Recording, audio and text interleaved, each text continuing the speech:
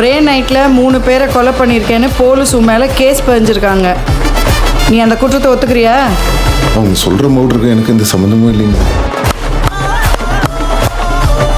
சிக்கா 10 பேர் சாட்சி சொல்லியிருக்காங்களே. அது எல்லாமே போயிங்கம்மா.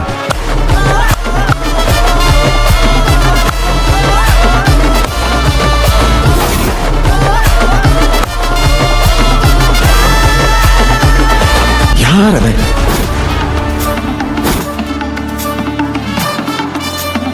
இன்னுமா என்ன தெரியல.